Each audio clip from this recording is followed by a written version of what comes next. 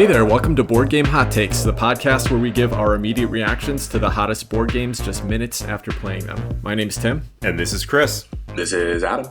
Instead of giving our review of a game we just finished playing today, we're going to give a list of our top 5 favorite action selection mechanisms in games.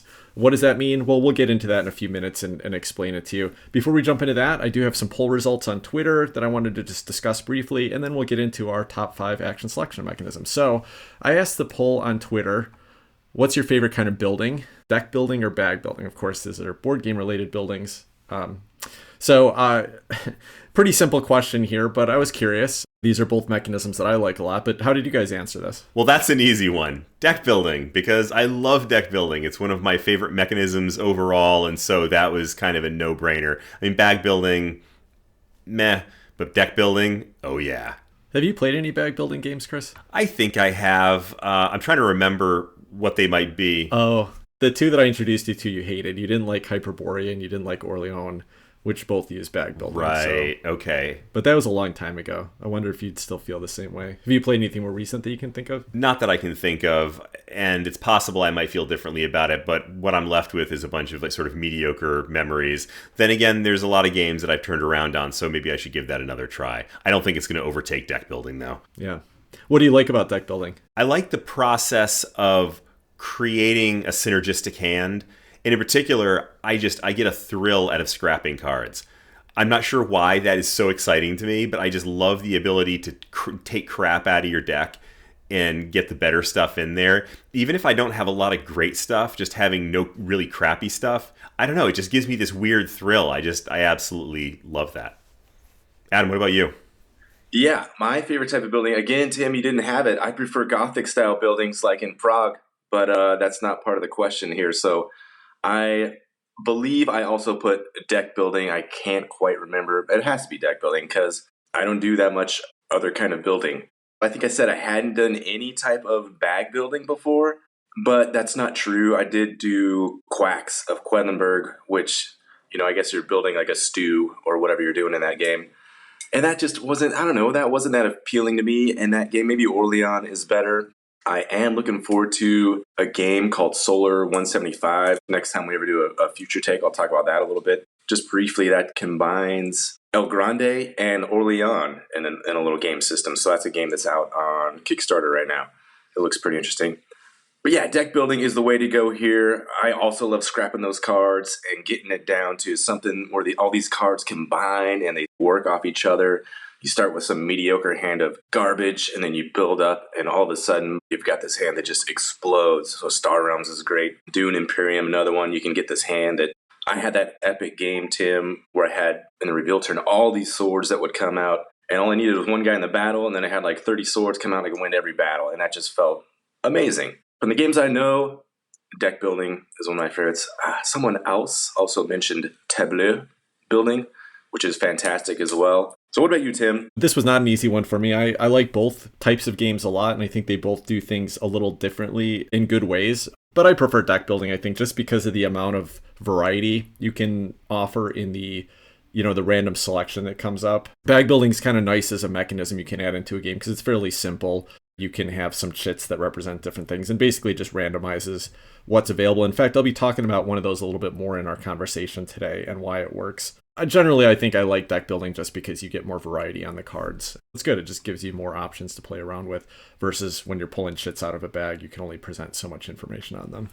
And generally, it looks like the listeners agree with us. 71.8% said deck building was their favorite. 28.2% said bag building was their favorite. Board Game Sire said Orleans and Quacks, to name a few. To me, it just feels better pulling from a bag versus shuffling cards. So yeah, there's some tactile element to pulling out of a bag that can be really fun. On the other hand, Cardboard Time said, actually not on the other hand, in conjunction, I prefer bag building over deck building, just slightly though. But on the other hand, Sarah Reed, Eurogamer Girl on Twitter, she's a designer, by the way, fun person to follow on Twitter here. But she said, while I enjoy bag builders like Quacks of Quedlinburg, the frustration of never pulling that one piece can get to me. So I still prefer cards, and Dominion's still my favorite of all time. So that is one of the frustrating things about a bag builder is that generally you're putting the chits back in the bag and pulling over again at the same time. So you're not guaranteed to eventually see the specific component that you put in there versus a deck builder. usually you're going to filter through your deck entirely. Obviously, there's a lot of variety, a lot of different takes on deck building and bag building that continue to come out in games, so that's not going to be the case every time, but I can understand that frustration for sure. Anyway, there's a lot of conversation on this on Twitter. If you don't follow us on Twitter, check us out at BG_hot takes. You can find that poll and a whole lot of conversation, as well as a lot of people talking about their favorite deck builders and bag builders if you want some recommendations on those types of games. So let's jump into our conversation on action selection mechanisms. And I think this is probably worth a little bit of conversation about the definition of action selection, or at least what it means to me and what it means to you guys. And I have a feeling this is going to be one of those topics that will have plenty of people jump in and say, hey, you totally misunderstand action selection, or you should be calling it action drafting or whatever. And that's fine. We're not scholars on mechanisms. When I think about action selection, and I think one of my favorite parts about modern board games is the interesting choices you get to make on your turn and the restrictions you have to work around with it. And so when I'm thinking of action selection, I'm thinking of a mechanism where there are multiple different things I can do on my turn, and the action selection mechanism is kind of what enforces how I get to make that selection, and it might put restrictions on it, might limit what I can do on that turn. So that's really fun to me. So a game that has multiple types of actions versus a game where, let's say, Ticket to Ride is a great example of a game that doesn't have action selection. Every turn you're drawing for trains or you're laying a route. You're not given choices between specific types of actions you can do. So chess is another great example. You're always just moving a pawn, right? And so that doesn't have an action selection piece to it. I mean, you're choosing from different... Adam's giving me funny faces like I'm getting all this wrong. But, I wouldn't consider those action selection mechanisms. But what do you guys think? Do you agree with my assessment of what we're talking about here? Or do you have a different idea of action selection? What's your favorite definition selection mechanic? I obviously don't have one because I never have good definitions. I was thinking about this in my head. What does action selection mean? For me, it's the way you decide you're going to do something that turn. And there's so many clever ways that games have of making this happen. So my definition is very broad. It's just the way you're going to decide what you're going to do that turn. It generated a lot of interesting thoughts, so I'm excited to talk about this one. What about you, Chris? I thought Tim's definition, different from usual, was actually pretty much right on the money.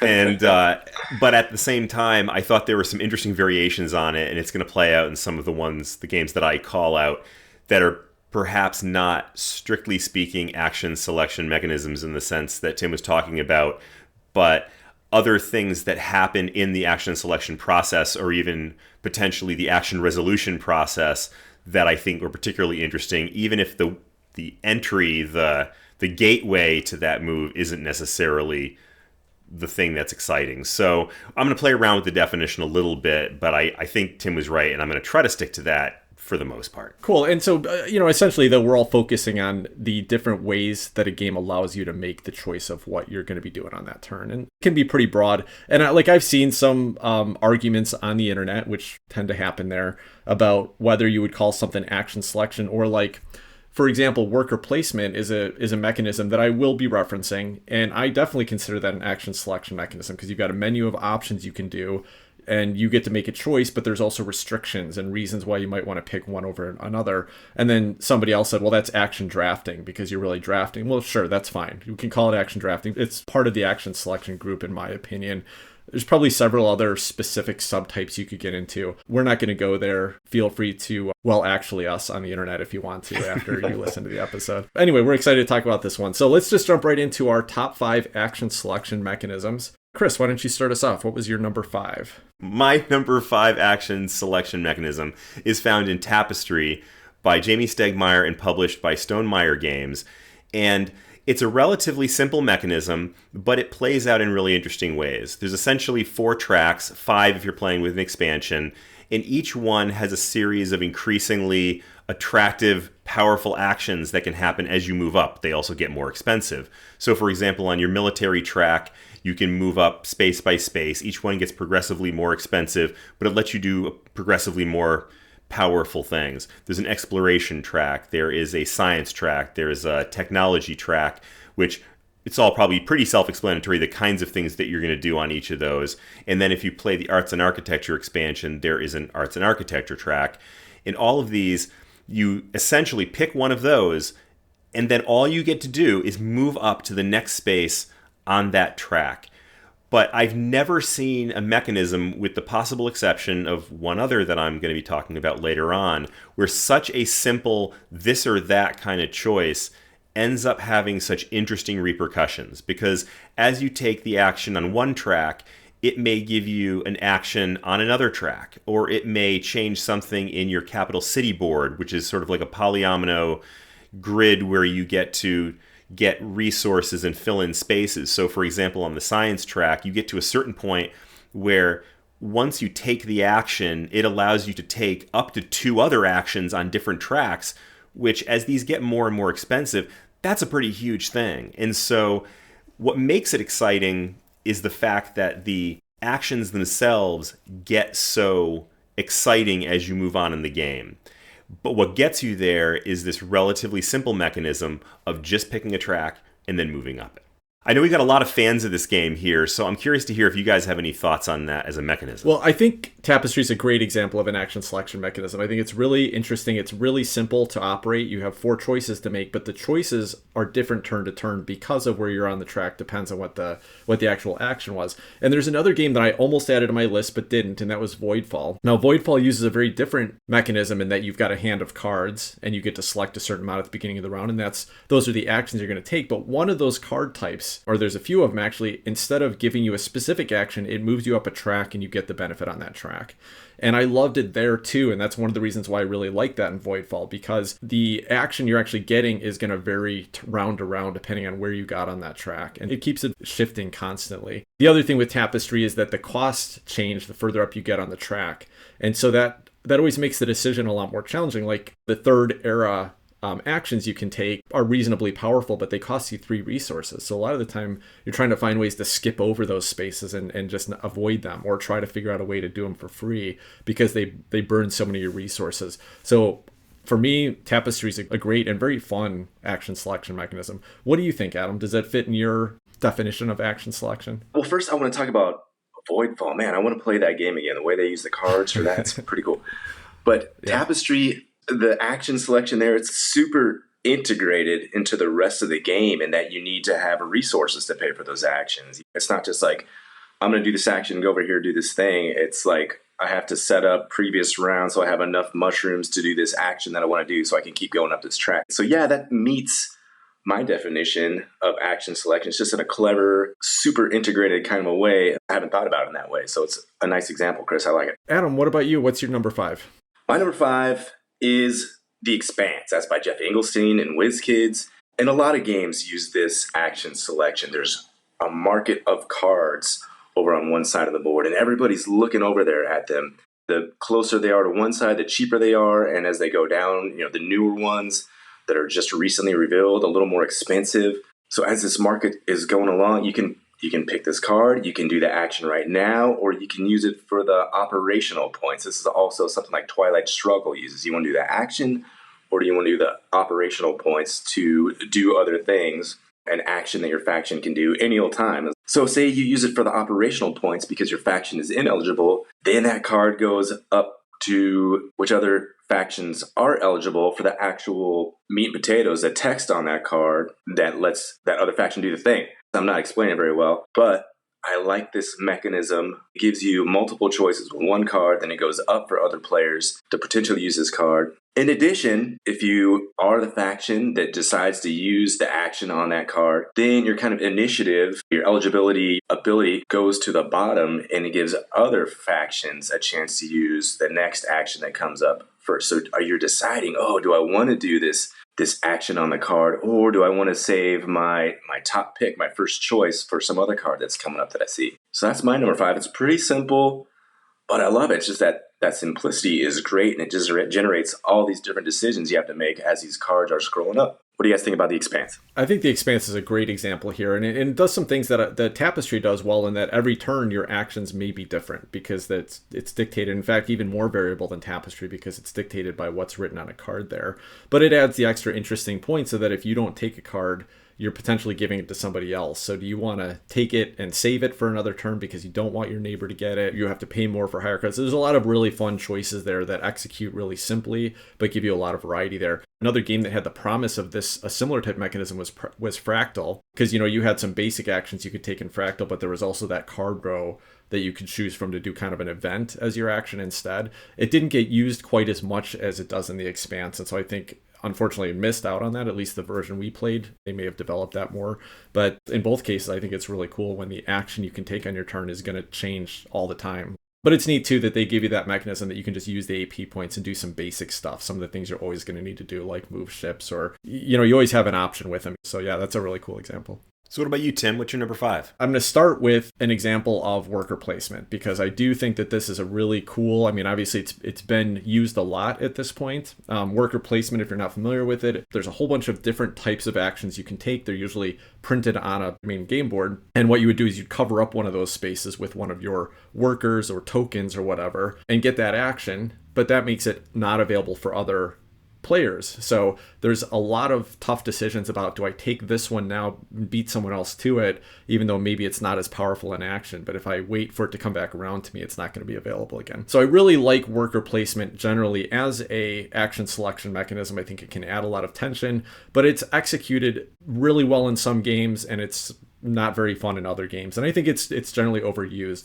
But I had to include an example of worker placement. And my favorite example of worker placement is underwater cities. Underwater cities, aside from having that tension, depends on the player count, but I think there's 12 spaces printed around the outside of the board.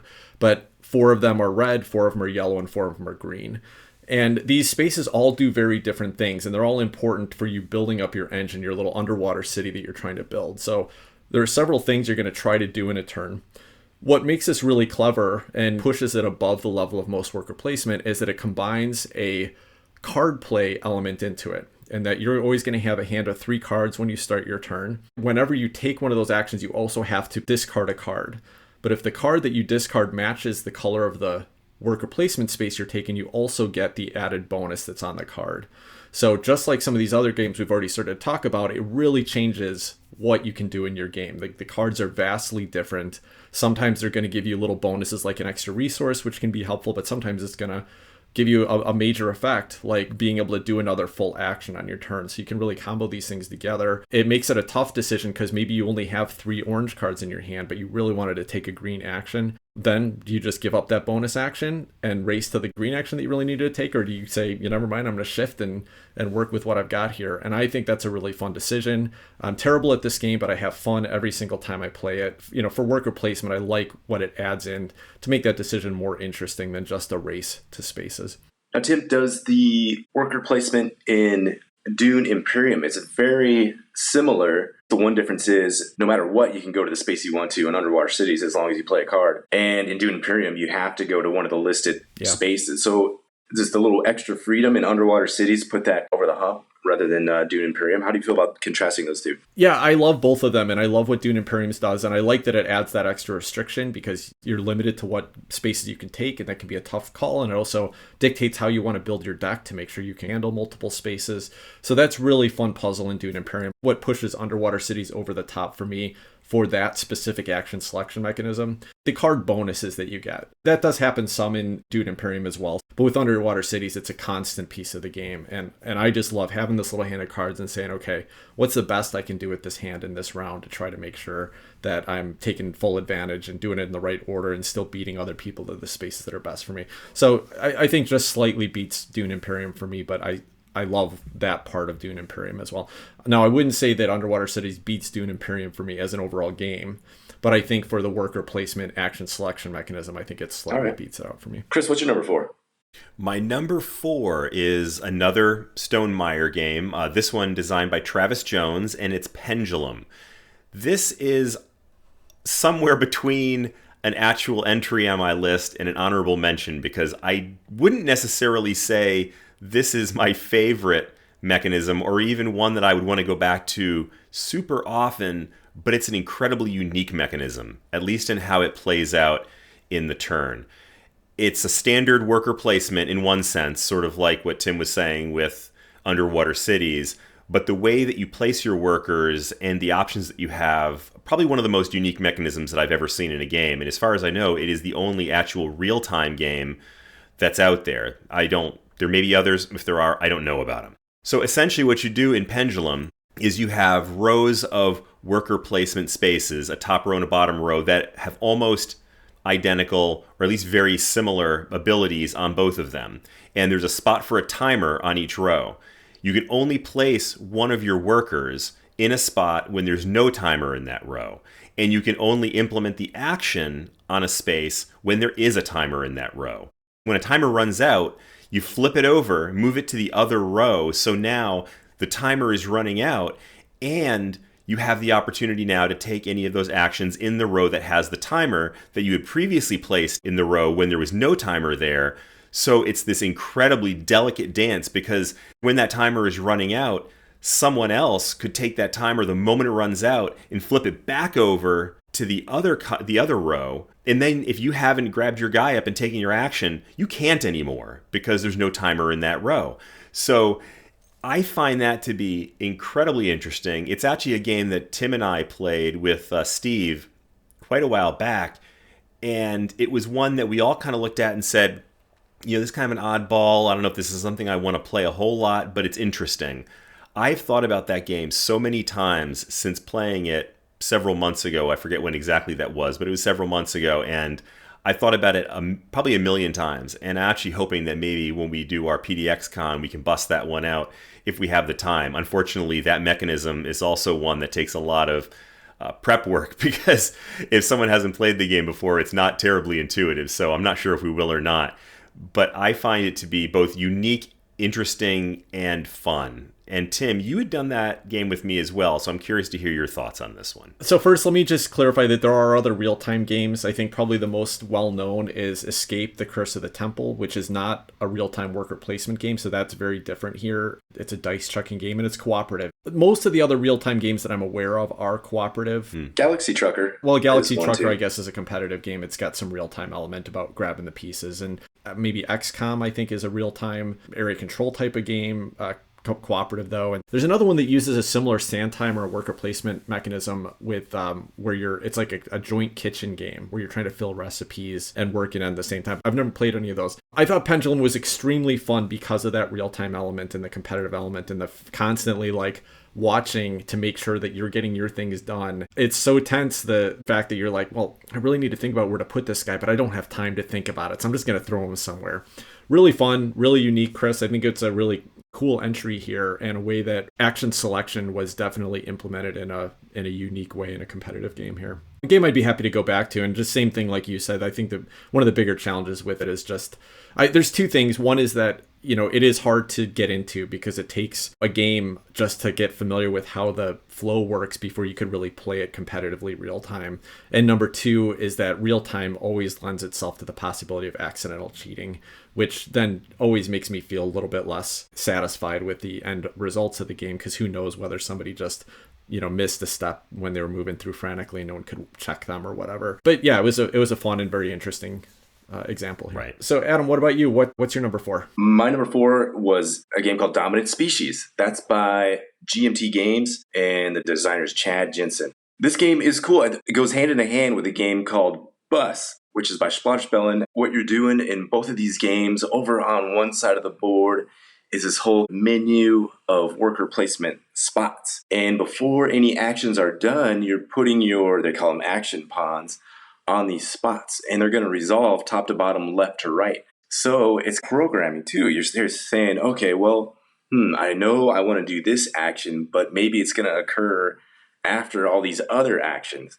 So is that action going to be as good by the time I'm able to resolve it? And then up top, you're saying, okay, yeah, I want to do this right away. I know that's going to happen for sure. Everybody's putting their action pawns out there. So by the time it's gone round and round, everybody has 4 or 5 action pawns out there. You start resolving them, picking these action pawns off, and then you're doing all these actions throughout the course of the round. So it can be kind of chaotic. Maybe by the time it gets down to your very bottom pawn, the whole board state has totally changed. And now you're like, oh no, I can't do anything I want to do now. All this stuff that I thought I was going to be able to do by the time I got here it's totally changed. How am I going to make the best of this situation now? It's different, right? I've only seen it in a couple games. I think it's a very neat way of action selection, and I enjoy it. And I know, Tim, you played this one. What do you think of Dominant Species here? I didn't love the area control part of it, and I felt like the game overall was fairly chaotic. You didn't have a lot of control, but I did think that the unique spin that they put on worker placement by having it resolve in a specific order was really fun and really interesting and made the choices even tougher.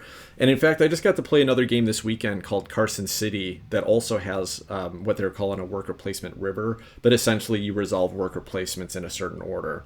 It's a much simpler game, and I think it was probably executed more interestingly in Dominant Species. It's a great spin on worker placement. You mentioned spin on worker placement, and I like that this game does that. I have another game upcoming that's kind of another spin on worker placement. It's not just put a guy out there, do the thing. It's interesting. I like these little variations on worker placement. Mm-hmm.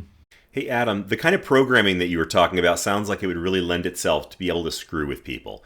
Is that the case in Dominant Species, or is that more of a you got to keep your head down, focused on your thing, and don't have the opportunity to mess with folks? Oh, it's absolutely the case in Dominant Species for sure, Chris. So at the very bottom, you're going to do a domination card, and there's these 5 cards out there, kind of another little market row. That's one of the chaotic parts Tim was talking about. But if you see this card that's going to be totally destructive, you want to make sure you get in there first so you can be the first one to resolve it. And then other people can see like, oh man, Adam's going to do this horrible thing. How can I place my action pawns to mitigate what's going to happen before that resolves? So, it's a really neat way of looking at the game. I really enjoy it. I think you would enjoy it too. I know Steve loves this one. Cool. So it's a pretty fun game. Yeah, it's very interactive because of that. It wasn't even just the cards, but it's partly that piece of it that makes it chaotic, is that you can plan your turn, but there's a good chance that the board state's going to change so much from what other people have done before you that you really, you don't know for sure what you're going to do. And you can definitely block people. You can try to get out of the way of what they're trying to do. So you have to pay attention to what everyone else is doing there, as well as think about what you want to do with your own strategy. Maybe I was just really bad at it, but that was a tough one for me to follow. It's tricky for sure. Tim, what's your number 4? My number 4 is a game by, doing another Stonemaier game here, and was designed by Jamie Stegmaier, and this is Scythe. Scythe is a really fun action selection mechanism to me. Basically, everybody has 4 basic actions you can do on your turn. Pretty straightforward. You can trade for some goods. You can produce with the workers that you've got out on the board. You can move, and there's like one other thing, but pretty simple simple options. What makes this game really interesting, though, is that you can never take the same action twice. So you've got this little pawn on a player board that represents each of these actions, and you have to move to a different one. So there's a little bit of planning to go in there. Every player board's asymmetric, and the placement of those actions is different on every player board. The cost of the actions, sometimes they're free, but sometimes they have a cost, and the benefit of the actions will change as you grow your engine over the course of the game. At the beginning of the game, you might only produce on 2 spaces, but as you put more workers out, you're going to produce on more, or you might take an action that increases your reputation in the game. At the beginning, you'd only increase by 1, but you can improve that to increase by 2. So your actions are going to change and evolve and grow over the course of the game. Even more interesting thing about that is that there's what they call the bottom row actions on there. And these have pretty expensive costs. As you take the top row action, if you have the resources to pay for the bottom row action, you also get this very valuable bottom row action, which might be like build a mech or build a building or upgrade one of your other actions. It's a very challenging puzzle to say like, well, I want to do this action over here, but I really don't want to do that until I can take advantage of the bottom row action. So first I'm going to do this other action, get some resources so that then when I take the other action, I can get the bottom row piece of it too. And that's always a really fun, interesting puzzle for me. Tends to play out a little bit as an efficiency, kind of a race, because a lot of it is about trying to hit those bottom row actions as frequently as possible. And if you can be as efficient as possible, you're probably going to do really well. But there's other elements that come into play in the game. I think it's a really simple action mechanism to teach because you're really just teaching the 4 basic actions, but it's a really fun and challenging puzzle. Every time I play it, I always have fun playing with it. What do you guys think of Scythe? Scythe is such a fun game. I really enjoy it. And with regard to the action selection mechanism, one of the things that I appreciate about it is that little tweak of you can't take the same action 2 turns in a row, which is interesting because it feels somewhat restrictive, but unlike some games, like I remember thinking back to, it's been a while, but I remember playing Underwater Cities and feeling highly restricted. And there's lots of games like that where you feel incredibly constricted in terms of how you're able to move around. This one feels like there's a lot of good options. You can't take the same one twice in a row, so there's some, there is some strategy that has to happen there, but it doesn't feel like you're in handcuffs. I see, Chris, I almost want to disagree a little bit. I feel like at the beginning of Scythe, you have to really make sure to plan it out and think ahead a turn or two. If you don't do that, you're just going to be stuck doing one action at a time. You're not going to be able to do that bottom action. And it's a game, you guys mentioned it in last week's episode, kind of like Gaia Project or Terraforming Mars. When you first start out, you're not really able to do that much stuff. So it feels a little slow to get going. But then finally, as you're going on, building much more stuff, you have more resources to spend on your actions. You can get going. You're like, all right, boom, I'm moving my pawn over here, top action, bottom action, and I'm doing all this stuff, making all these things happen. So that's one of these games that gets going as the game goes on and on. But it can feel a little restrictive for me at first. But as an action selection mechanism, I like it. Like you said, Tim, it's easy to teach, easy to understand, but that's my one issue with it, is it can be a little slow going. Yeah, fair enough. I think that's a valid criticism. I think I agree with what Chris said, is that it's not restrictive. It's easy to know, at least for the top level actions, but it's challenging to plan for, to do it successfully. Chris, what's your number 3? My number 3 is Pan Am by Prospero Hall and published by Funko Games. And this is an interesting game to me because unlike many games that have a bidding mechanism, what you're bidding for here is the opportunity to take an action, and I think that makes it super fun. The different actions on the Pan Am board are things like getting a city card, building a route, building an airport, buying new airplanes, or taking these directive cards that give you superpowers and also control turn order to some degree. And for each of these spaces, you go around the board and you place worker tokens to bid on each of these actions, and then someone else can outbid you to take that action. And in the end, each of these actions can only be taken once, with the exception of the directive cards, where several people can get a directive card, and the route building, where a couple folks can do route building, but there is some restriction there as well. You can have an idea of what you want to do in that turn and have this whole thing planned out, but then if somebody outbids you, then you don't even get to take the action that you were hoping to take. Or you can make the choice and say, that action is so important to me that I'm going to bid as high as I can on that bidding track so that nobody can outbid me. But then that's a really difficult choice to make. The end result of this is some really interesting give and take with the players, really having to do some strategizing about what the really critical things are. And those are the things you're going to bid your money on, because if you bid your money on the wrong things, you're not going to get the opportunities you want, and you're going to fail. You're not going to get that route built, or you're not going to be able to get the city that you need to make something happen. And I think that's just a great mechanism.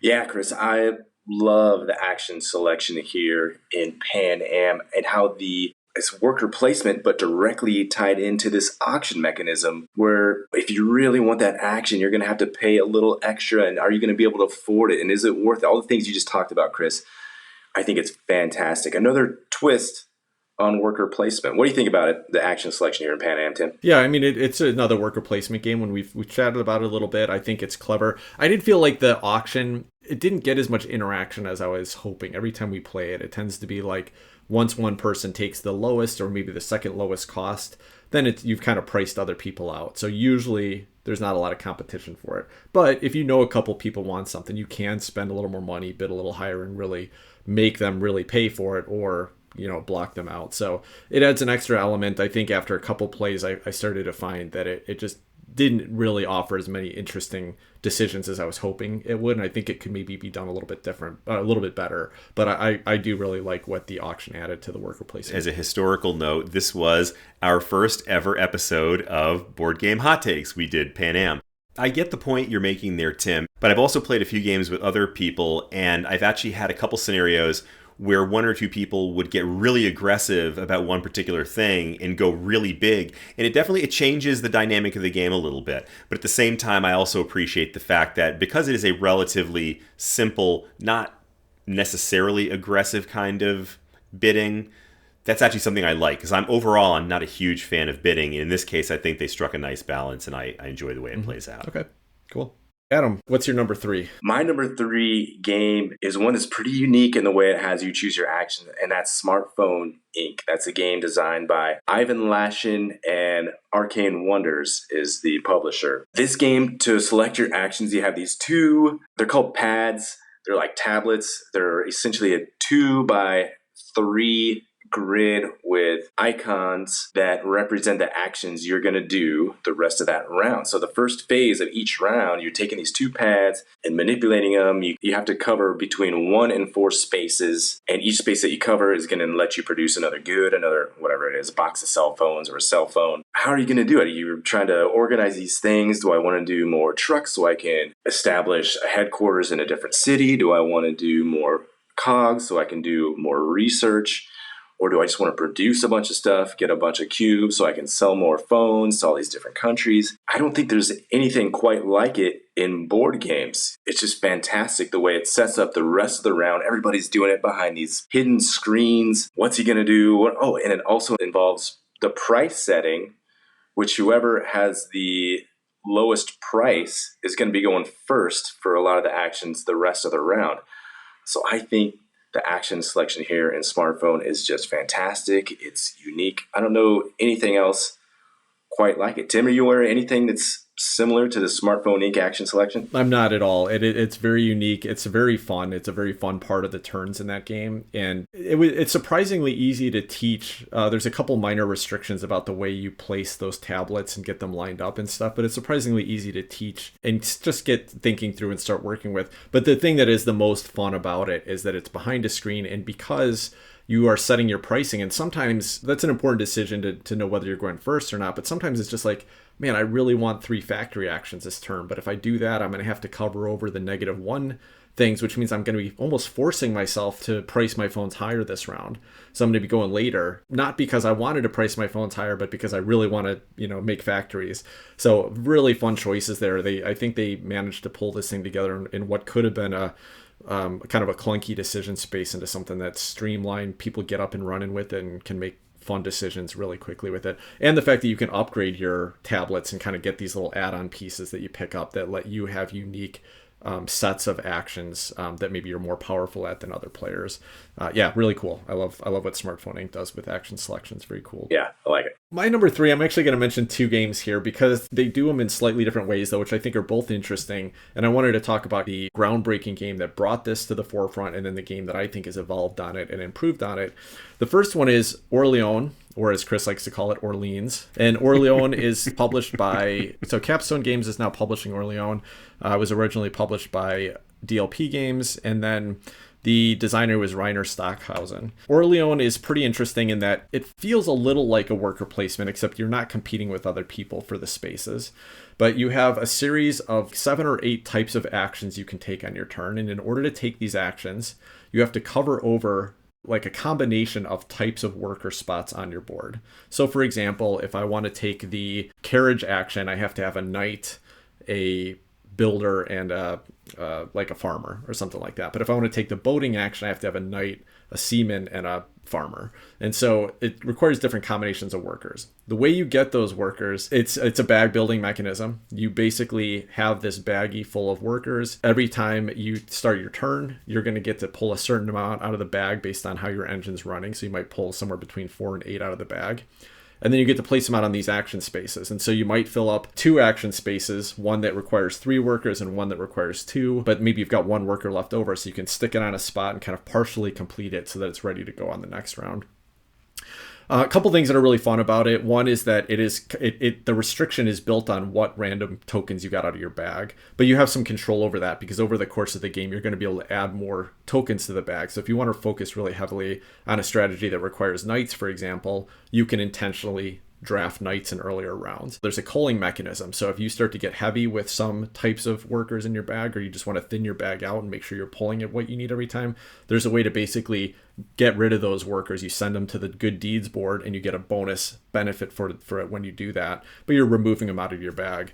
So you have a little bit of control over setting that up, but it's always fun to pull that handful of chits out of the bag and just see what you got. Oh man, I really needed a knight this time. I didn't get one. Or I really needed a monk because a monk's a wild. Then you have to make your choices based on what you get out of the bag. So I think Orleans does that really well. It was a fun intro to that mechanism. The bag building piece of it is cool. Now, the game that I think is an evolution to that a little bit is Paladins of the West Kingdom. This was designed by Shem Phillips and is published by Garphill Games. Paladins. It uses a similar type of mechanism where you have your own player boards. There's several types of actions you can take and they all require different worker types. But instead of bag building, at the beginning of the game, you draft a set of workers. So there's like 4 different pub cards that are out on the board, and players take turns drafting which of those pub cards they're going to take, and it dictates how many workers you're going to get of different colors, because you need the different colors to meet these different actions. Why I think it's a little bit of an evolution is not the replacement of the bag building, because I thought that was just fine. But in this one, you basically take turns taking your actions, because almost every time you take an action, you might have the chance to get more workers. And so the workers you have available to you are going to evolve over the course of the game. You can't plan the whole round out, or at least I can't. You probably could if you know what you're doing. But once you take your first action, let's say it's conscripting a monk and sending him out to a neighboring town to try to convert the people there, then you might get 2 more workers back on that. And then you can take those workers with another one that you had from your starting pub and do another action, and that might give you another worker. So there's this little kind of comboing of, hey, if I can do these in the right order, then I can build up more actions that come out of that. I really like how both of these play. They both have a little bit of an element of randomly getting what actions you're going to be able to take on that turn because of the workers that are available to you. They play out in different ways, but they feel pretty similar. I have a lot of fun with it. Some people call this worker placement. I don't, because I think worker placement as a mechanism is really when you're competing with other people for the spaces. In this case, it's just a unique way to restrict your actions based on the type of resources that you can get in a game. Have you played either of these games? I haven't played either. I've played Orleans.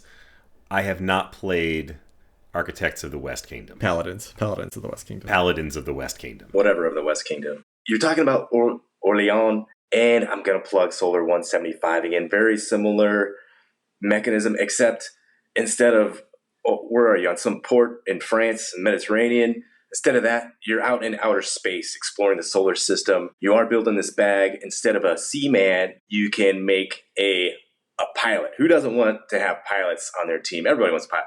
And you can make a researcher or a scientist, which is a wild card. Instead of a monk, you can make a lobbyist. That sounds kind of boring, kind of a necessary evil. But that gives you a chance to vote for this kind of in-game scoring multiplier. Maybe that's going to help you out. It's a secret vote, so nobody knows. You put it in this box. It makes a cool noise when you put it in. Anyway, Orleans sounds pretty neat. I hope it's a little enhanced in the Solar 175 game coming out. I don't know why I'm so high on it. It looks neat. It sounds very similar to the way you're drafting these little circles out and you're filling them on your own player board, which represents an action you can take. So it's not just one piece per action. You have to put maybe 2 pieces in there or 3 little tokens in there, and then you can do that action. They kind of build up for the next round. If you can't fully fill it in this round, you can draft more and fill it in next round. Right. I think that's pretty neat. I'm excited to try something like that. It looks super cool. So maybe I'll even give Orleans a try because that sounds cool to me. Orleans in space. I was planning to bring Paladins of the West Kingdom with the PDX-Con, so hopefully we'll get a chance to play that and you guys will get a sense of how that feels. But I'm glad that more people are using it. I think it's a really cool way to choose your actions.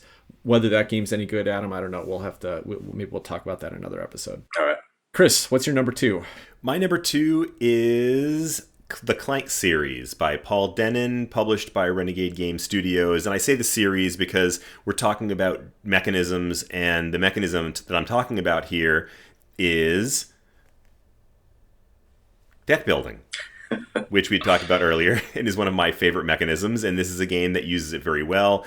I think it's pretty similar in all the different versions of this game, and so I'm just using the term generically. Personally, I think Clank in Space is my favorite, but any of them use it basically the same. I just love this mechanism. It is just one of my favorite things. We talked about that a little bit, so I don't have to go into it in great detail. basically building your hand by buying cards, and then you draft a card and you pull that card out of your deck for your hand, and it gives you opportunities to do certain things. In this game, it's boots that let you move, or it's coins that let you buy things, that or swords that let you attack things.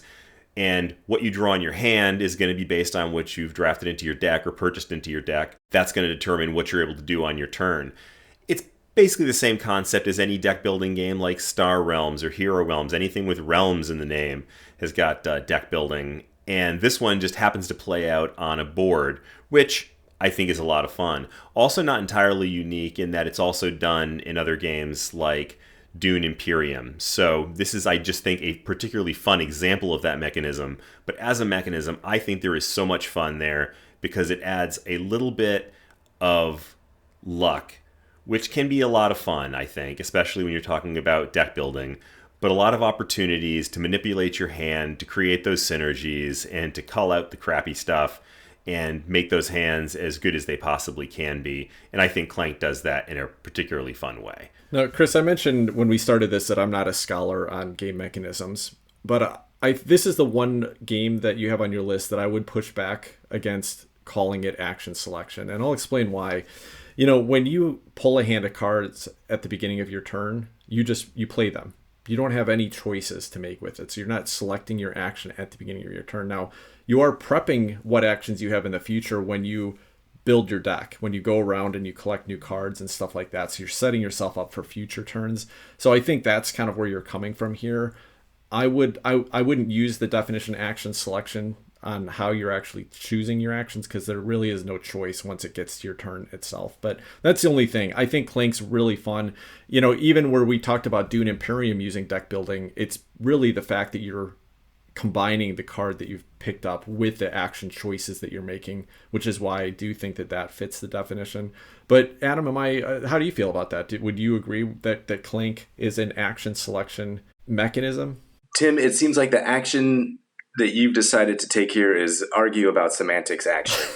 And well, he's a scholar. Tim's a scholar. He wants to argue about semantics. Let Chris have his fun, but a part of me totally agrees with you, Tim. As much as I don't want to, you're not like, here's what's setting up for the rest of the round. Here's what I'm going to do. You're kind of building with a forethought of, hey, I'm going to have this powerful deck. I'm going to throw out these cards, and here's what these cards are going to allow me to do. It's a little nebulous. Chris, I think you're amazing. But is this action selection necessarily? I'm skeptical. Oh my goodness! And it's fine, Chris. We're not beating up on you here. I just, like, definitions matter. I think if we're gonna talk about action selection mechanisms, we don't want to throw down blood rage and say like, yeah, I just, well, maybe you could. I don't know. I'm gonna skip it. Let's move on. Adam, what's your number 2? My number 2 game is another worker placement variant. This is Star Wars Rebellion.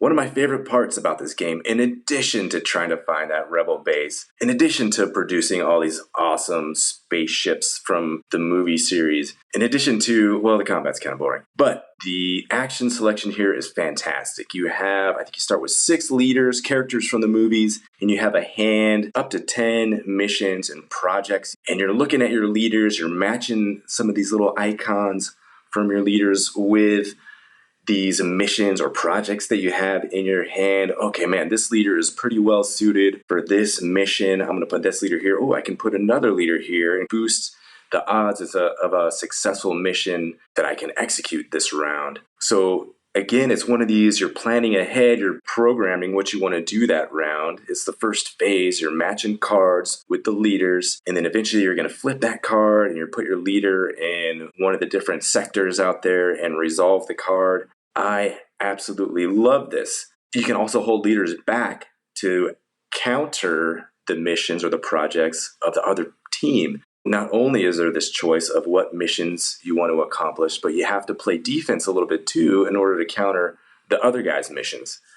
I love that. I love this thinking ahead. You can sometimes combo up these missions. All right, I'm going to put these leaders in this sector, and then I'm going to add this leader later on with this card. That's all 3 of these guys now are going to be able to roll towards accomplishing this mission. It's going to be rad.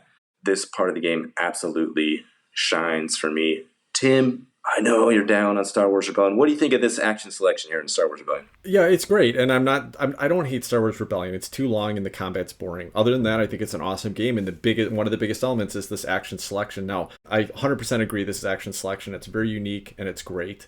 I have a problem with a different definition term that you used, though, and that is you mentioned it was a variation on worker placement. I don't think we would call this worker placement at all. You have some workers you have your leaders that you can send out, but you're not competing for worker placement spaces. You're basically just using them for actions. Completely different type of game, whatever you want to call it. It's not worker placement, but it is a very cool action selection mechanism. I think one of the most interesting choices here, you kind of have to guess, like, what is the opponent going to be trying to do this time?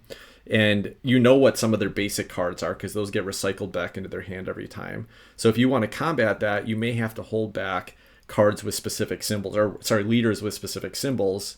But when you're doing that, you're not getting to take actions that move you forward. And sometimes you get stuck in a round where you just never get to use that response. So you've held back leaders that could have given you extra actions, and then they just sit on the sideline. So it's a tough choice. It's a fun choice. And it creates really interesting story points because you've got these cards of actions you're interacting with and the response between the characters, and very clever mechanism. Tim, what is your number 2? All right, my number 2 is probably the most unique mechanism on my list. The game as a whole is a bit clunky. It's got a lot going on, some really good things and some not so good, but my favorite part about it, and the thing that makes me want to keep going back to it, is the action selection. This is Bonfire by Stefan Feld. Bonfire is a weird point salad-y game by Stefan Feld. It's set in a fantasy world, the story being that you basically are these little gnomes. Local cities everyone's disappeared, they've emptied out, and the bonfires that were keeping your forest lit up have been put out. So you have to venture out and try to get these bonfires relit. There's a whole bunch of things you can do in the game, but the way you choose what you're doing is you have these little tokens that represent the 5 different types of actions you can take. For example, you can recruit an assistant, which is like an ongoing power. Another is that you can sail your boat between these islands. You want to move to the islands because you can collect people that will help you relight your bonfires, but also you can pick up these goal cards, endgame point cards. When you want to take your turn, you discard one of these little action shits and you take the related action. What gets interesting, though, is that the actions get stronger if you can discard multiples of the same type of shit. So you start the game with one of each type and one wild action. But when you get down to 2 action shits left in your pool, you've got this little sideboard over to the right of your main player board. And you connect it. You're going to get at least one of each of those icons for future actions. But if you can line up any of those things and match the colors on your player board, so for example, if you had the boat action icon and you put it next to another boat action icon on your player board, you're going to get 2 of those shits. So by this little puzzle that you do on your player board, you may pick up more actions that you can do without having to waste a turn to get more actions later. That's the puzzle, but it's really fun to both make a decision about what am I going to be able to set up for next turn because I know what the 2 action strips I can use are next time. Where do I place it on the board so I get the most benefit and I'm setting myself up for future turns? And what actions do I need? But then you're restricted to only those action shits you picked up. So if you just pick up 3 action shits and you don't get one of the ones you really wanted, like recruiting an assistant one, you're not going to do that action this round. So fun decisions. That's my favorite part of the game. It's not an amazing game, but it's a really fun choice. Have you guys seen Bonfire? Do you have any interest in trying it?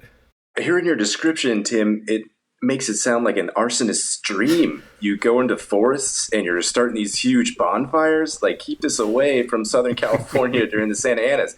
I have not seen this game. It sounds interesting. I'd give it a try. Chris, what about you? All I know about it is what you just described here. And I think you talked about this on an earlier episode too. And I think the main thing I took away from it was it has the most bizarre theme ever. I don't remember much about the actions. I just remember how freaking weird it is. And this picture in my mind of these garden gnomes running around lighting forest fires. Not good. Yeah. Anyway, I think it's worth a play because of that. I think the action selection puzzle's fun, and I think there's some other fun things going on. I don't know if this one will stay in my collection, and it's probably not one I would ever request that you guys play because it's a bit of overhead in learning it and teaching it and just getting into playing it. But it's a pretty entertaining game. Let's get to our number 1s. Chris, your number 1, the best action selection mechanism of all time for you. Number 1, big drum roll. It is Tzolk'in by Simone Luciani and Daniele Tascini, and published by Czech Edition Games. And this is one that I feel at least 60% confident that you guys will consider an actual action selection mechanism. I hope. I'm keeping my fingers crossed. But basically in Tzolk'in, which you guys have heard us talk about a lot recently because it's a game that we played, and at least for me, it's become a recent favorite, and so I've probably mentioned it multiple times. But for those who haven't heard or who haven't played the game before, every turn you have two options, and only two options. You can either place a worker or you can pull a worker off. And the places that you put these workers are on these gears. There are 5 different gears, and each one has slightly different types of actions on them. There's one called the Chichen Itza gear, where you score big points and go up on a temple track. There's another gear that's basically agricultural and allows you the opportunity to get food to feed your workers, that kind of thing. And you can place the workers there, but you can't actually get the benefit of an action until you pull the worker off of the wheel, and the wheel turns every round. So you're essentially not placing a worker and choosing an action.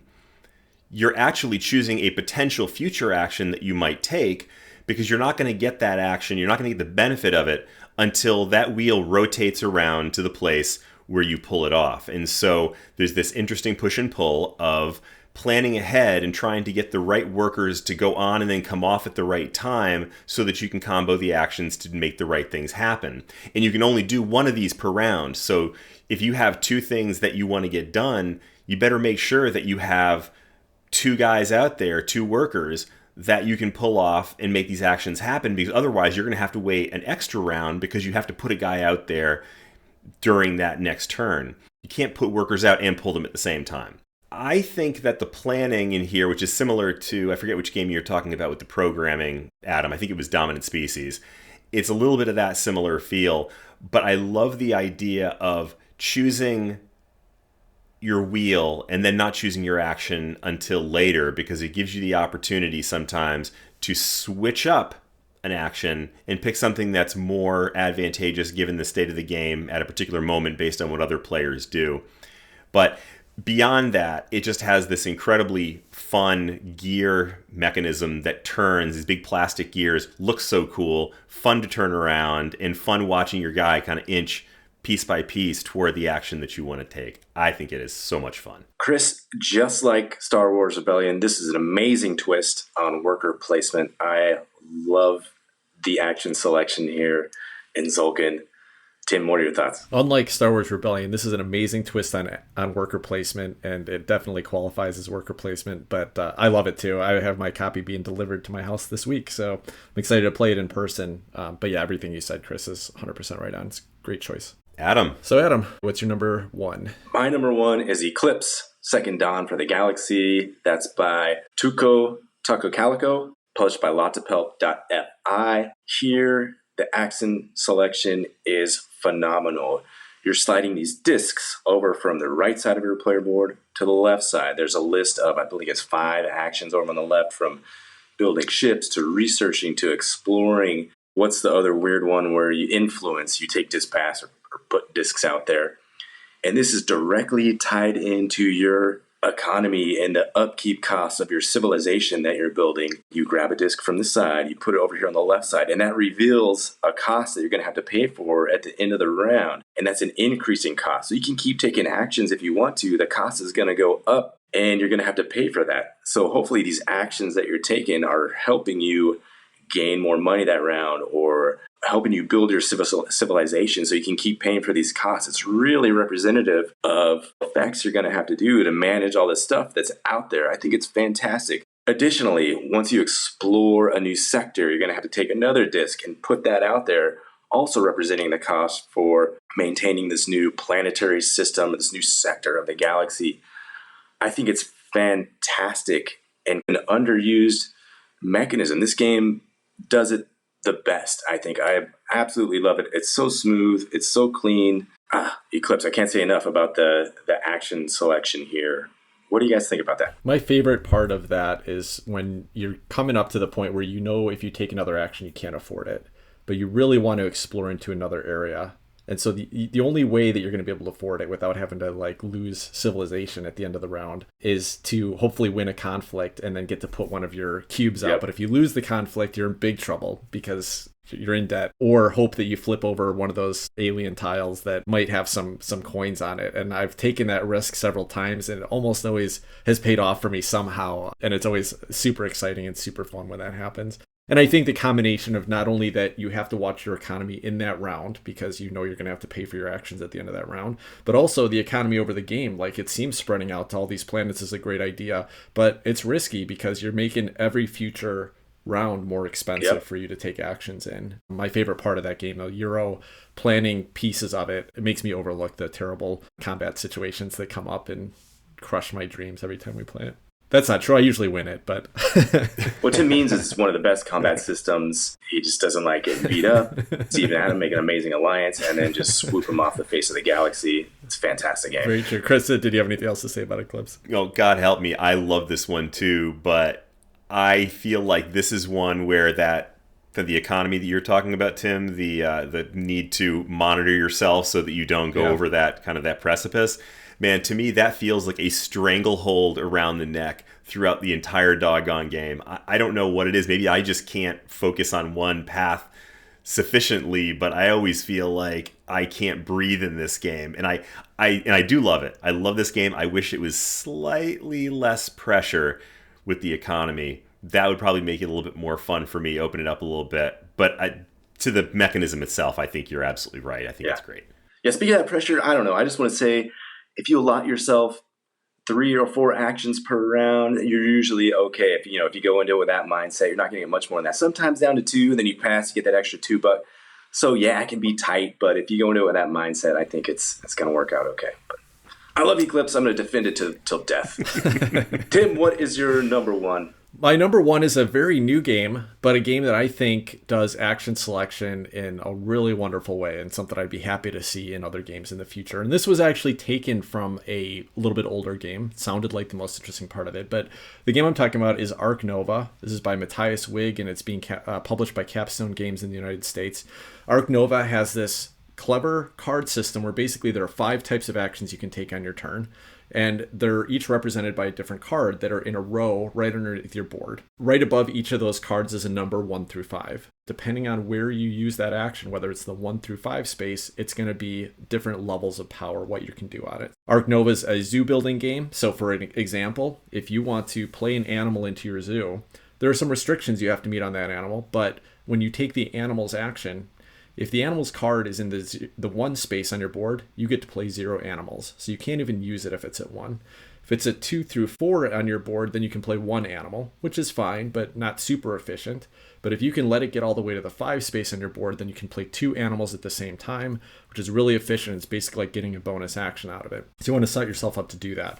But each of the action types works differently. The value that you get out of it is going to vary. For example, I think it's called the association card, which is a card that lets you place a associate out on this little worker placement board and get some different benefits. Some of the benefits are only available to you if you're at the 4 or 5 space. So if you want to even take some actions, you have to let that card get out of the way to the right.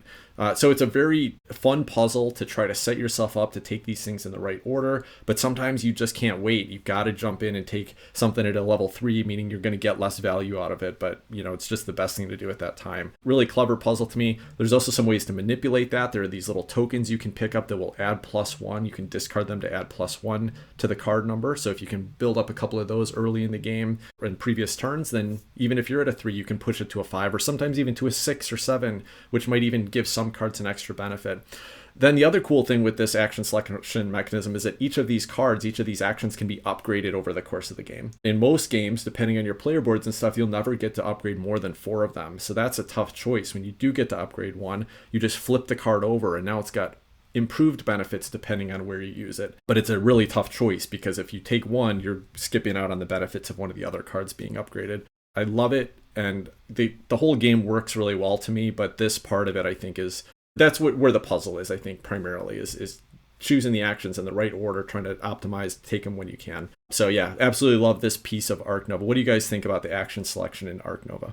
I think it's great, Tim. You alluded to it. I think it's from Civilization is the other game. I played that game, and that was absolutely one of my favorite parts of that game. The way that rotating goes back down to the bottom. Thematically, I wrestle with it a little bit. I just did this amazing action where I can do a bunch of stuff. Now, for some reason, I can't do that action again. I've weakened my ability to do that action just because I just did it. I can look past that because it's so cool. The puzzle's fantastic. It's a fantastic mechanism and only used in those 2 games that I can think of. Chris, what do you think of it? I think it's great fun. I really enjoyed it. I've only played it once, so I haven't had a chance to really dig into it. But it is super fun. And it's actually interesting that this is something that differs from Terraforming Mars, which is a game this gets compared to a lot. And I think it's actually an improvement on that because, in my opinion, that drives you potentially towards certain actions versus others, rather than in Terraforming Mars where it's almost completely open world and just do whatever you want to do if it's available to you. This one actually helps make that decision a little bit more. It pushes you in one direction, maybe more than another. And I kind of like that about it. So great mechanism. Really enjoyed it a lot. I've actually got my copy on pre-order right now and apparently isn't going to be delivered till May, but I am waiting with bated breath. Fun fact, I was just at the AZ Game Fair this weekend, and there's lots of open gaming happening there, and there were 3 games that were set up all over the place. You just saw them constantly. Number 1 was Ark Nova. There were always multiple games of that running all the time. Number 2 is Dune Imperium, so that's still holding up. Probably people getting the expansion out. It's one of the games I played this weekend. And number 3 was Cascadia. So pretty cool to see 3 of my favorite games from the last couple of years. They've hit with everybody. They're just, obviously, I'm not the only one that really loves these games because they're getting a lot of play right now. But Ark Nova also is already up to like 72 on the BGG top 100 list as of yesterday. So it's amazing. Nice. Yeah, I'm pretty sure this is headed for top 10. Hopefully that gives you all some fun games to check into if you like action selection mechanisms and want to try something different. Let us know your thoughts. One really quick thing, I wanted to call out a listener who's been listening to us since our very first episode religiously. His name is Mike Schoner. He's actually an old friend of mine from high school. So he found out that I was doing this podcast on social media. I used to play Magic the Gathering with him. Several months back, he's like, Tim, I've been listening to your show and I want to be playing these games. So we started playing on Board Game Arena. Now he's starting to buy games and introduce his family and friends to them. So he's playing lots of games as well. But it was his birthday yesterday. And one of his friends reached out to me and said, hey, Mike talks about your podcast all the time, and it's his birthday. Can you give him a shout out on the show? So this will come about a week late, but I still wanted to give him a shout out and say, Mike, thanks for listening. It's been great to reconnect with you through gaming and through the games we're playing together and chatting about the podcast. So thanks for listening and being a part of this. Otherwise, if you would like to follow us, we're most active on Twitter. You can find us at BG_hot takes there. We do a weekly poll. We would like to chat with listeners, get your feedback, and we'll talk about it on the show. And if you like the show, please leave us a review on Apple Podcasts. We'd really appreciate it. Until next week, take care, everybody. Bye, all. Bye-bye.